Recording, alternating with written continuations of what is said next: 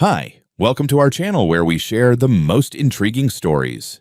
They came at dawn, badges, clipboards, and fake smiles, claiming my land wasn't mine. I had the deed. They had power. What started as a peaceful morning in the mountains turned into a war for the truth. And I had one weapon they didn't see coming. The cameras were already rolling. The first morning on my property began exactly the way I had imagined during the weeks of bidding, paperwork, and half-unpacked boxes. Early autumn light pouring through the trees, a cup of black coffee warming my hand, and nothing but crisp mountain air filling my lungs. My place sat at the end of a gravel road, framed by golden foliage and the quiet hush that only comes from being far away from anything resembling a subdivision. This wasn't just a house, it was a goddamn resurrection. After a messy divorce and a life of sorting out other people's land disputes, I'd finally claimed a piece of earth for myself. I just stepped onto the front porch with my second cup when I noticed two figures approaching from the side trail near the tree line. They weren't hikers. They were marching with purpose, wearing matching navy windbreakers with the HOA logo embroidered over their hearts like some suburban military unit. The woman in front had that confident, clipped gait I recognized from years of public hearings. Someone who didn't just believe they were in charge, but knew it deep in her artificially highlighted roots. "Good morning," I called, not bothering to mask the suspicion in my voice. She didn't return the greeting. "Sir, I'm Karen Murdoch, president of the Green Hollow Community Association. This property is under review by our transition committee." I blinked. "I'm sorry, you're what?" The man behind her, mid-50s, former lawn care turned clipboard warrior type, spoke next. "We're here because there's been no formal approval of your residency. According to our files, this parcel is in legal transition and cannot be occupied." I took a long sip of coffee before replying. "Let me stop you right there. My name's Lincoln Reed. I purchased this property legally at a county auction 6 weeks ago. I have the deed, the court's transfer order, and a certified parcel exclusion dated 2 decades before your HOA was even incorporated." Karen folded her arms and narrowed her eyes. "This area is protected. You weren't vetted. No one here voted to approve your residency." I couldn't help the laugh that escaped my lips. "Voted? This isn't a co-op in Manhattan. I don't need a blessing from the brunch committee to live on my own land." Her tone turned steel. "Sir, we have a responsibility to maintain standards, and right now, you're squatting on a property in violation of that responsibility. I'm giving you until sunset to vacate. Now, I've had my fair share of arguments. I've testified before hostile land commissions, called out shady developers in public hearings, and had contractors threaten lawsuits over fence lines. But this was new. A former HOA secretary and her henchmen issuing an eviction order on the basis of neighborhood vibes. I stepped back inside and returned with a neatly clipped folder, the same one I had submitted to the county registrar. I laid the documents across the porch railing for them to inspect. Notarized copies of the sheriff's auction, court-certified termination of previous ownership, the full chain of title, and GIS overlays proving the parcel sat squarely outside the Green Hollow HOA jurisdiction. Karen didn't even glance at them. "Fake documents don't impress me, Mr. Reed. The committee has spoken. You were not on the approval list. You'll need to be gone by sunset or face consequences." The man, who hadn't said much until now, leaned forward like he was about to deliver a threat, but I stared him down with just enough edge to remind him I knew where to draw boundary lines. On. Maps are in real life. "I suggest you leave," I said evenly. "You're trespassing on private property, and I have the footage to prove it." Karen gave me a half smile that oozed smugness. "We'll see about that." As they turned and walked back toward the trail, I watched them disappear into the trees like two amateurs who'd mistaken fantasy for law. I finished my coffee, went back inside, and pulled up the security system interface on my laptop. 8 hidden cameras, all active, all rolling. Everything was already backed up to a private server in Georgia. They really had no idea what kind of man they were dealing with. I didn't think they'd actually follow through. That was my mistake. I spent most of the day cleaning out the old storage shed out back, replacing a warped door, and laying out survey markers from the plat I'd had recorded the week before. It was the kind of work that kept your hands busy and your mind calm. But that calm cracked just after 5 in the evening. At 17:43, I heard the low crunch of tires on gravel, not the slow, familiar kind you expect from a neighbor pulling into your driveway to drop off muffins. This was deliberate, heavy. A police-issued Chevy Tahoe, matte black with just enough county dust on it to say, "We've done this before." I stood at the edge of the porch as 2 officers stepped out. The lead was tall, built like a high school football coach who never left the weight room. His name tag read Harlan, and the younger one, nervous hands, clean uniform, rookie vibes, was DeWitt. They walked like they weren't here for a conversation. "Evening," I said, already knowing it wouldn't be one. "You Lincoln Reed?" Harlan asked, no smile, no protocol. "I am. This is my property. May I ask what this is about?" Harlan ignored the question and held out a hand. "Identification." I handed him my driver's license and began unfolding the same folder I'd shown to Karen earlier that morning.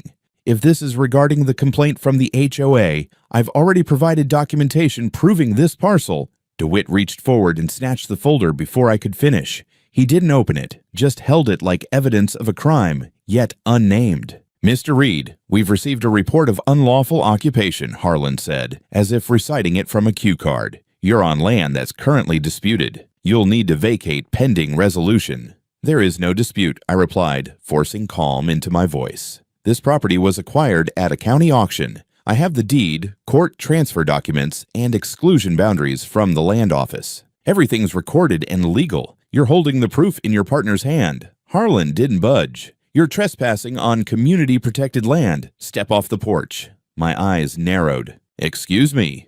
That wasn't a request. Before I could object, DeWitt pocketed my ID and made a grab for my phone. I instinctively stepped back. "That's mine," I snapped. Harlan moved fast, too fast. In one motion, he reached for his belt and drew a pair of heavy-duty zip ties.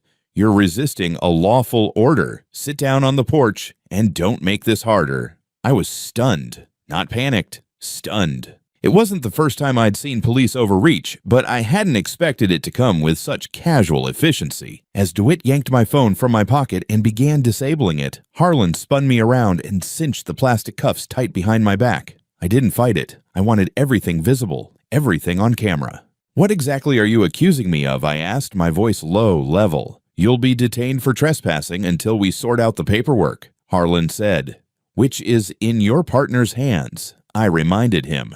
He said nothing.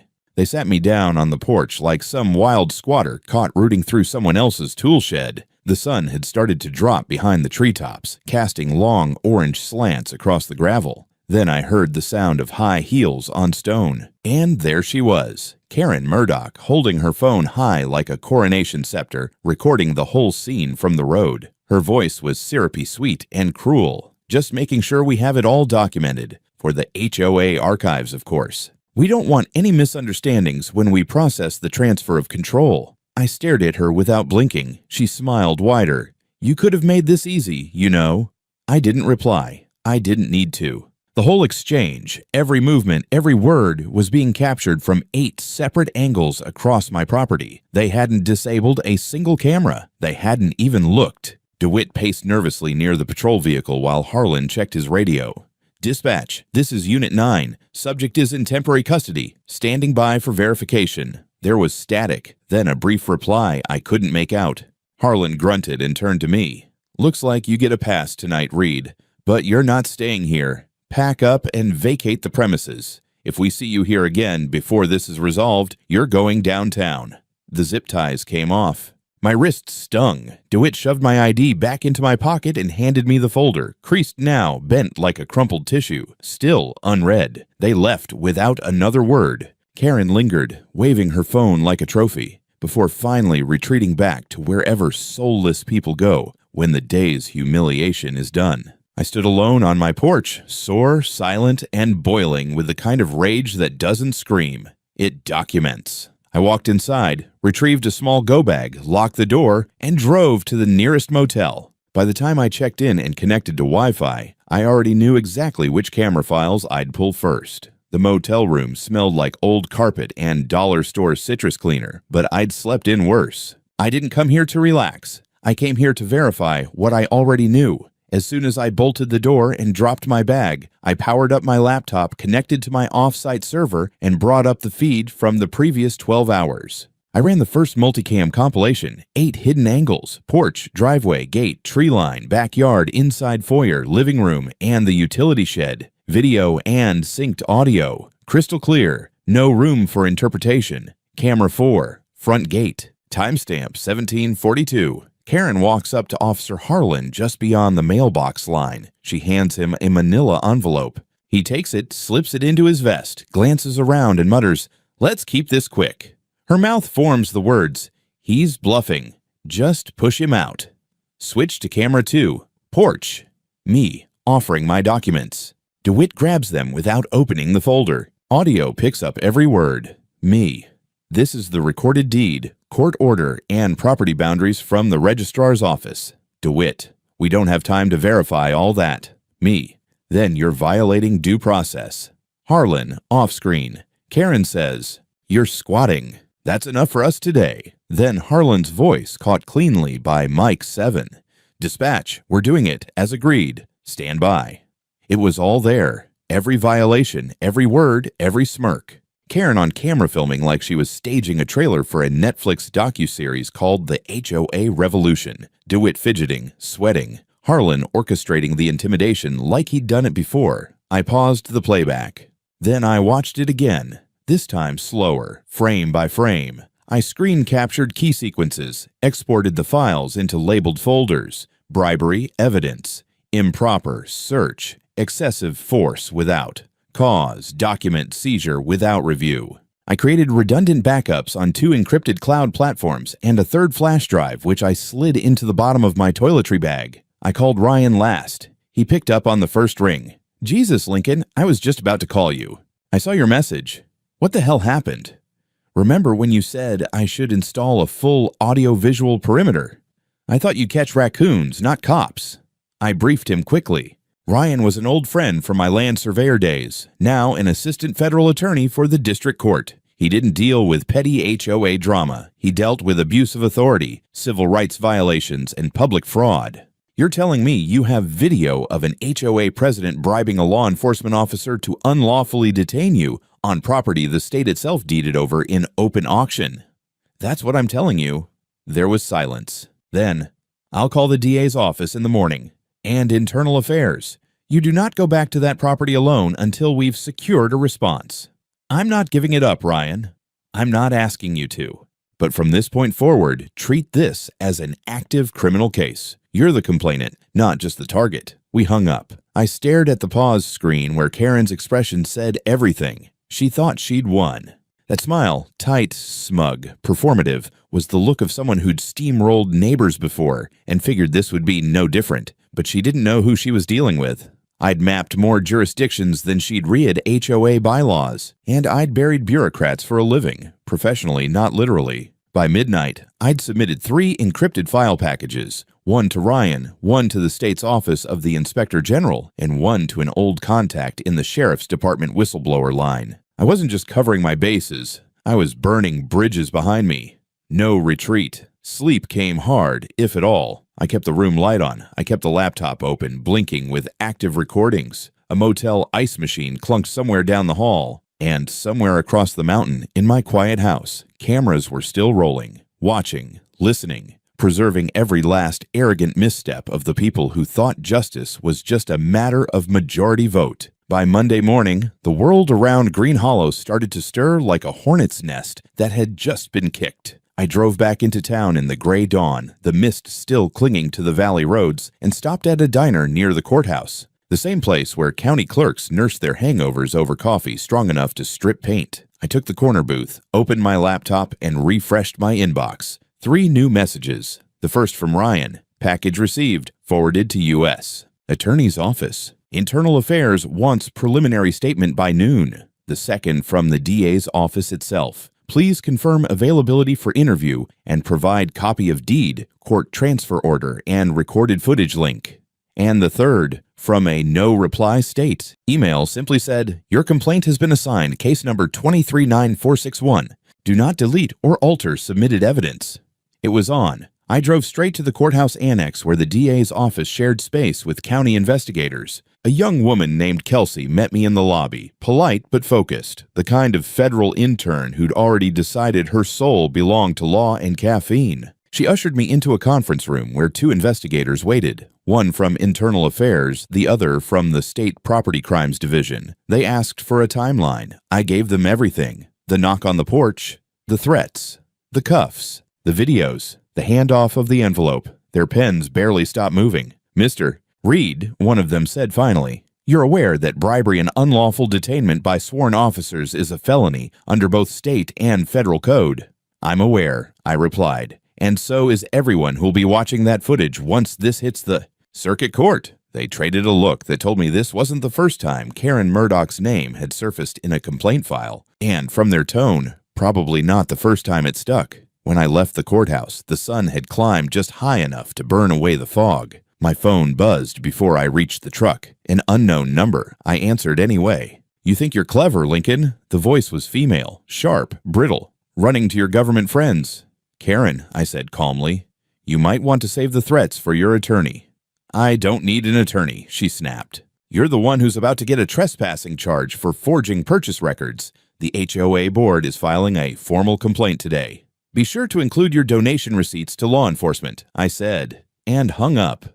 The rest of that week, things escalated fast. Anonymous notes appeared in my mailbox at the motel, typed, unsigned. "Fraudulent deeds won't save you. The community will push you out."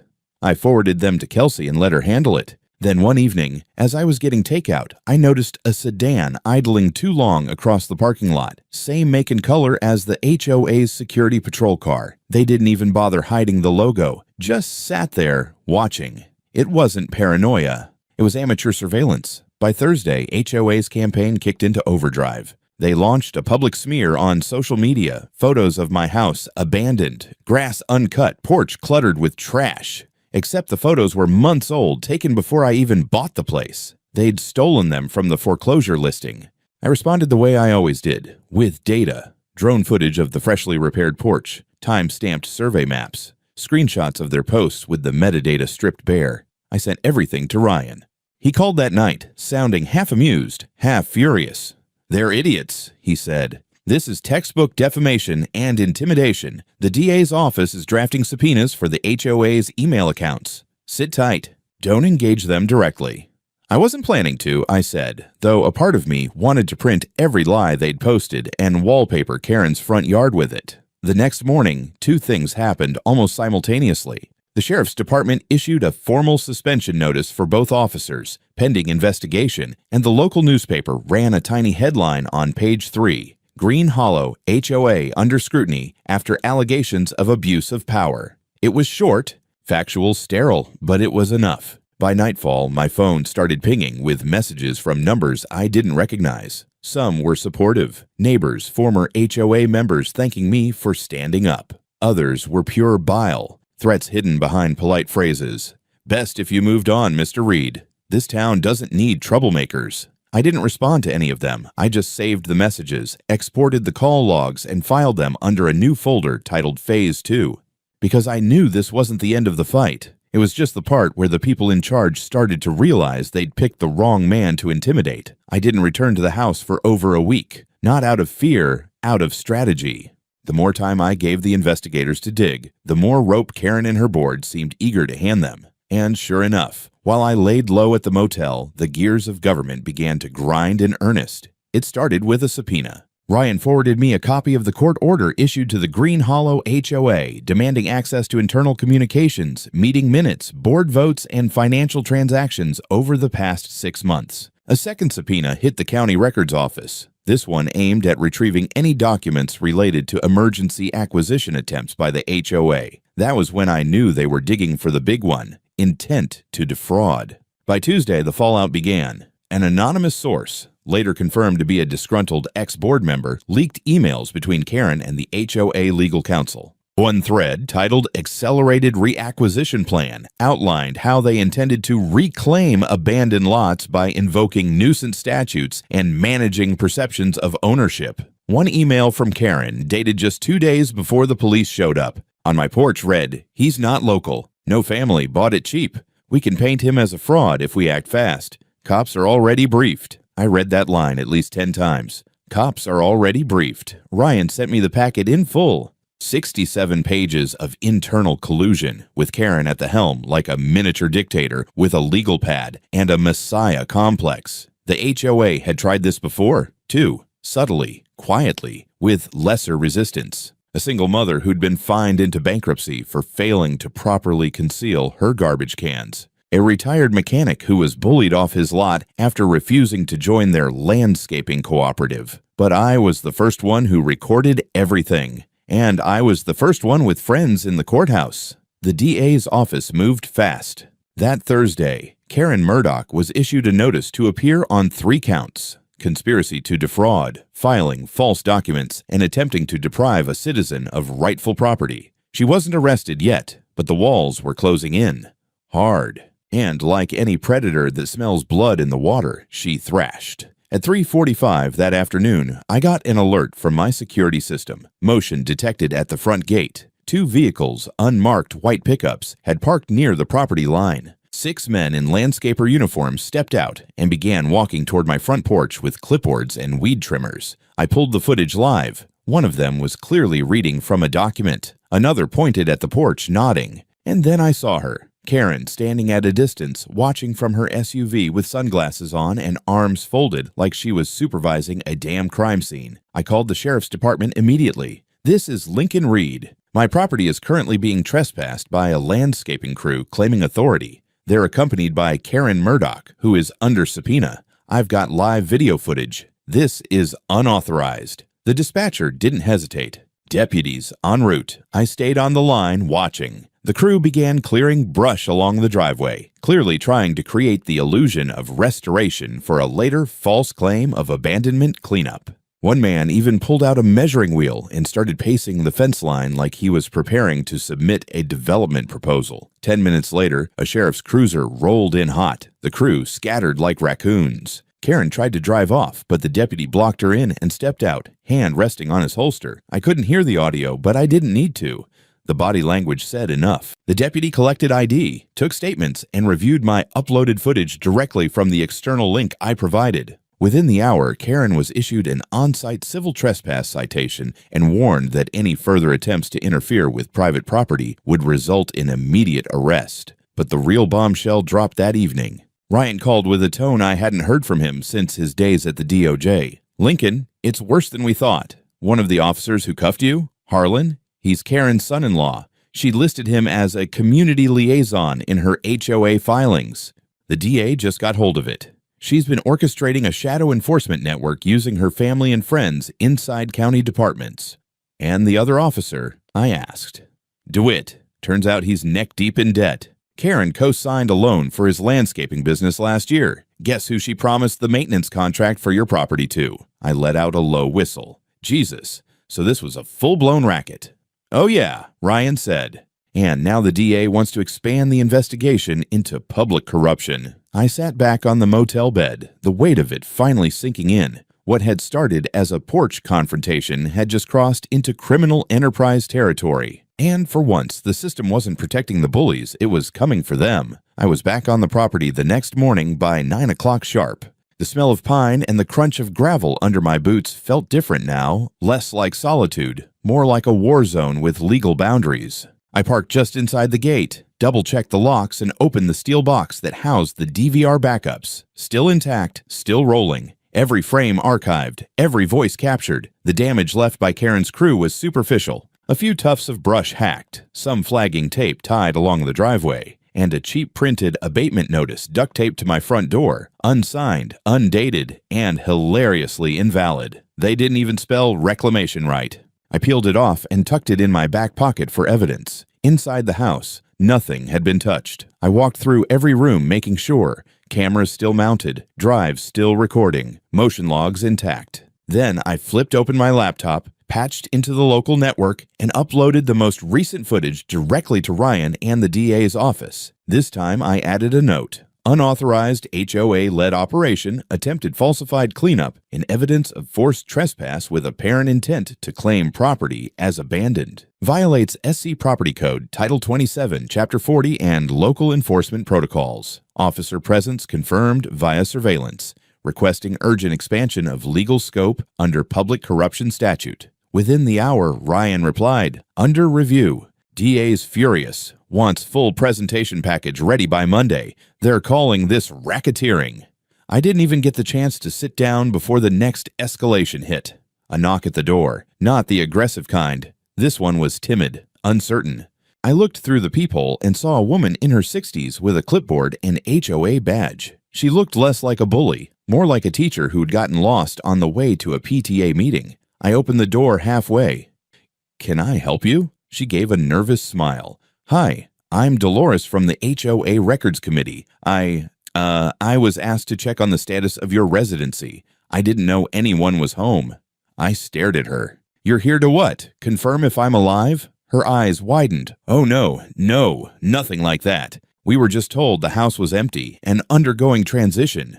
"Dolores," I said, stepping fully into view, "I bought this house legally through a county auction. I'm registered with the tax assessor, utility company, title office, and state. I filed formal complaints with the DA's office and internal affairs. This property has surveillance, and the HOA has no jurisdiction here. If you step 1 foot past this porch without a court order, you'll be charged with trespassing." She backed up so fast she tripped on the bottom step. Wait, I'm not here to cause trouble.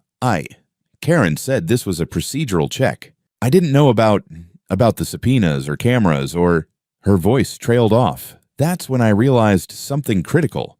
Not everyone in the HOA knew what Karen had been up to. Dolores looked like she just realized she was holding a ticking time bomb. A pawn sent on a suicide mission in the name of neighborhood order. I softened my tone. "Look, Dolores, if you're just a volunteer and they've kept you in the dark, now's the time to speak up. This isn't about lawn heights and trash cans. Your president is under criminal investigation." She clutched her clipboard like a shield. I should go. I didn't sign up for this." As she turned to leave, I added, "If the DA calls you, cooperate. It's the right thing to do." She didn't respond, but her walk was faster now, almost a jog. That evening, Ryan confirmed that Dolores had left a voicemail at his office. She was ready to talk. She'd provide documentation, meeting notes, internal memos, the full scope of Karen's private directives. The investigation was snowballing. By Sunday, the sheriff's office executed a search warrant on Karen's home office. I watched from my porch as they pulled out banker boxes, computers, and file cabinets. 2 neighbors walked by while the deputies worked. One gave me a nod. The other looked down and hurried on. And then came the best part. Monday morning, courtroom 6, emergency evidentiary hearing. The HOA's lawyer, some flustered real estate specialist named Mark Hillman, tried to argue that the board had acted on misinformation and outdated mapping tools, and that the removal request was a misinterpreted notice of compliance. The judge wasn't buying any of it. When Ryan rolled in with the video clips, the emails, and the bank records, the temperature in the courtroom dropped 10 degrees. One clip of Karen handing a manila envelope to Officer Harlan was played in full. You could hear her say, "This is what we discussed. Just make it look official." The judge didn't even blink. Temporary restraining order granted. Defendant HOA shall cease and desist all actions involving Mr. Reed's property. All existing enforcement claims are hereby suspended pending criminal review. Karen was not present. Rumor had it she'd fallen ill over the weekend, but the storm had only just begun. I woke up on Tuesday to 3 missed calls and a text from Ryan that simply said, "Turn on the news." Local Channel 5 was running a segment titled, "Hidden Cameras Reveal HOA Power Grab, Corruption at the Core?" There I was on screen, frozen.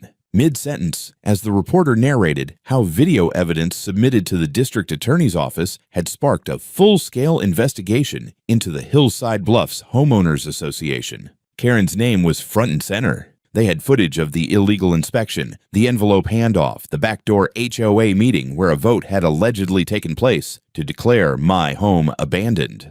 Problem was, half the board didn't even know about it, and the other half were either related to Karen or owed her favors. Ryan called again.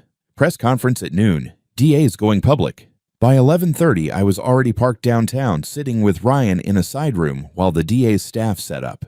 The room buzzed with camera crews, reporters, and a few nervous-looking HOA board members clutching manila folders like flotation devices. When the DA, a stern woman named Evelyn Ross, stepped up to the mic, she didn't hold back. She outlined the charges. criminal trespass, abuse of law enforcement power, bribery of a public official, real estate fraud, conspiracy to commit property seizure under false pretenses, she called it, and attempted quiet theft under the banner of community order. Then she showed the footage. The room went silent as Officer Harlan appeared on the screen, standing on my property, laughing with Karen, taking the envelope, brushing off my deed with a wave of his hand. Then came the audio, his voice saying, "We're doing what we agreed on," and Karen in the background saying he won't know what hit him. Reporters exploded with questions.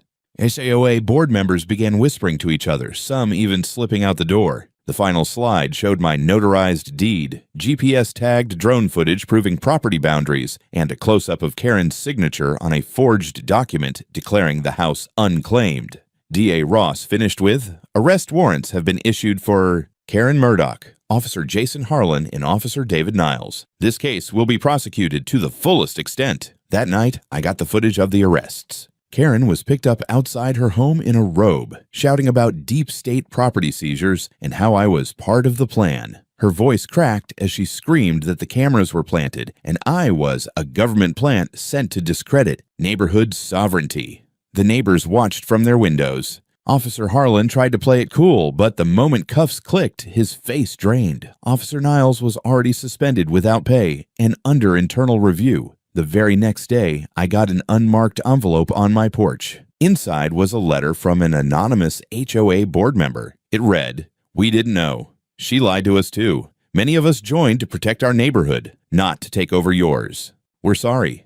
Below that was a printed copy of a resignation letter from 3 board members. By Thursday, a lawsuit had been filed, not by me, but by 2 other homeowners who realized they had been victims of similar fraudulent abandonment claims. I spent the day compiling everything into a final package: security footage, audio recordings, screenshots of emails from HOA members, photos of physical damage to my gate, official survey maps, the letter from the whistleblower I handed it to Ryan and told him, "Let's finish this." We filed a civil suit alongside the criminal cases, naming the HOA itself as a complicit entity in attempted property seizure, psychological harassment, and damages. The valuation, $1.2 million. The media dubbed it the HOA coup that failed. The courthouse was packed the morning of the preliminary hearing. Press clustered outside the marble steps like vultures circling a wounded deer.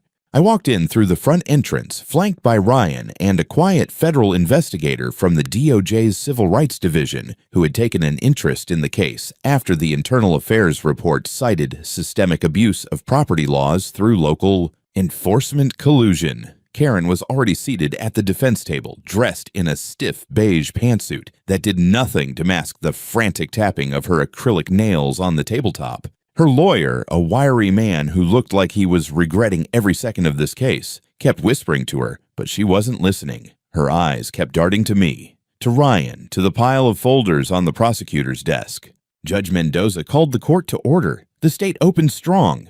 They presented a full sequence of edited surveillance clips, overlaid with timestamps, showing the timeline from the initial inspection all the way to the illegal seizure of my documents. Audio clips played in the courtroom like slow nails being hammered into a coffin. Karen's voice, Officer Harlan's radio transmission, even the line about doing what we agreed on. You could hear a pin drop. When my turn came, I took the stand. I was calm, polished. I described my background in land surveying, my years at the county zoning office, my understanding of deed law and boundary rights. I explained the auction, the foreclosure process, and how I installed a private surveillance system the very day I took possession because I'd seen what HOA overreach had done in other counties. That part landed hard. Then I handed over the deed. Original, notarized, time-stamped, registered at the county. Karen's defense tried the insanity route. She believed she was acting in the interest of the community, her lawyer said, voice shaking. She was misled. She didn't forge documents. She acted based on them. Then came the final nail. The whistleblower board member took the stand, sworn in, and testified that Karen had not only organized the false vote to declare the house abandoned, but had actively pressured them to stay silent under threat of fines and legal retaliation. One of them had already found a dead possum in their mailbox after refusing to sign HOA paperwork. Karen's face froze. After a full week of testimony, the verdict came in. Karen Murdoch, guilty on 6 counts, including property fraud, bribery of law enforcement, document forgery, and criminal conspiracy. Officer Jason Harlan, guilty, sentenced to 2 years in federal prison, stripped of certification. Officer David Niles, probation and dismissal due to cooperation. HOA, as an organization, dissolved, ordered to pay damages not only to me, but to 3 other homeowners who came forward. My civil suit landed harder than I expected. The jury awarded me $1.2 million in damages. Emotional distress, property rights violation, false detainment, legal fees, damage to reputation. They even added a punitive charge for HOA abuse of power. The house is mine. Officially, finally, legally, and publicly, I put up a new steel gate with reinforced hinges and a bold sign, "Private property, under constant surveillance, audio included. Trespassers will be prosecuted." Local news ran a follow-up interview with me. I kept it civil, told them I believed in neighborly respect, not neighborly rule. When asked if I had a message for Karen, I said, "Never assume a man alone in a house is unarmed, especially if he's a land surveyor with a backup drive." Ryan joked that I should go on tour. Instead, I accepted a quiet invitation to speak at a legal conference on HOA abuse and unlawful seizure tactics. It turns out my story sparked more than just outrage. It sparked legislation. One of the state senators proposed a bill called the RIDE Act, requiring stricter oversight of HOA powers in property classification and seizure attempts. Karen gave one jailhouse interview. She claimed I was part of a Masonic plot to dismantle community-led governance, said I had ties to shadow registrars. It was almost funny. Almost. I live here now, peacefully. My house, my land, my rules. Sometimes, on clear mornings, I drink coffee on the porch and stare at the spot where Karen once said, "You weren't approved." Turns out I didn't need their approval, just the truth and a few good cameras.